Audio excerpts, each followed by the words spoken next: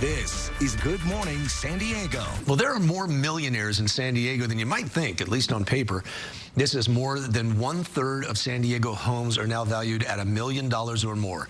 Joining us now for more on the San Diego housing market is a licensed California real estate broker, Mark Powell. Mark, good morning. Good to see you as always. Good morning, Jason. How are you? We've got a lot of $1 million homes. Remember when $1 million home was like, wow. Yeah. Now it's like Wednesday. It's the Beverly Hillbillies. Yeah, exactly. You're a millionaire now. Yeah.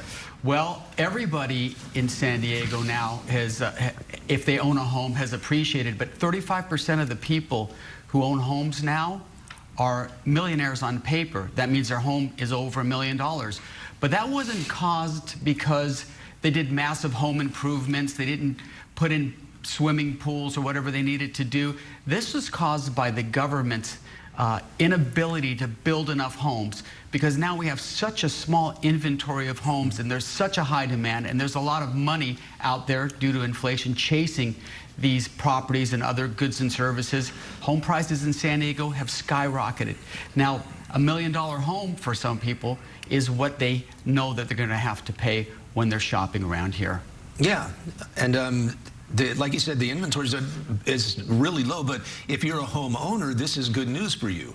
Right? It's great news if you're a homeowner, right. But a lot of homeowners, they're holding on to their 2.5% or 3% interest rates because now they're hovering around 6 or 7. So they're really not selling to move anywhere in California. If they do sell, they're moving out of state. Now, this phenomenon is just not in San Diego. I was talking to some realtors out of Iowa, and they said, hey, you know, it's crazy. Our homes have doubled in price. We're already up to $425,000. Wow. And that just will give you a comparison to where we are and where they are. Plus, we pay some of the highest utility fees, some of the highest insurance rates in California, highest gas prices. It's making it really challenging for people to reach the American dream of home ownership and generational wealth. Yeah, that was my next question. How much does Sacramento have to do with this?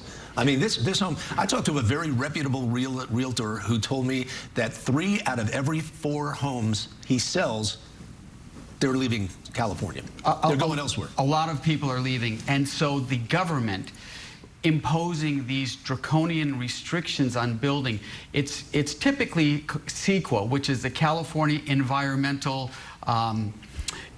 Act, which makes it very, very difficult for people to build because of the mitigation they have to do. Is there a land shrimp?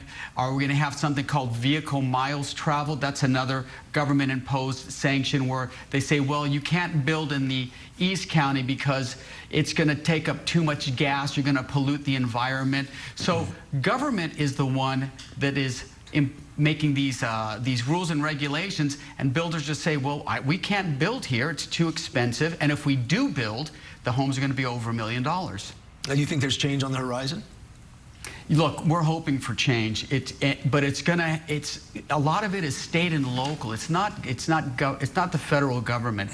So the state government has to take a hard look and say, hey, we want people to be able to realize home ownership and build generational wealth, like my parents did, who were immigrants to the United States. They bought their house for $24,000.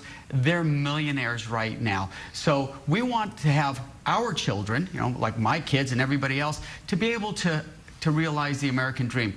But with all of these government regulations and permitting fees that eat up 35 to 50% of the cost to build, it doesn't look like that's going to happen. They really need to start streamlining the permitting process, maybe privatizing it, doing things like that, so that we can bring those regulatory costs down. All right, Mark Powell, sure appreciate the information, Mark. Thanks for coming in.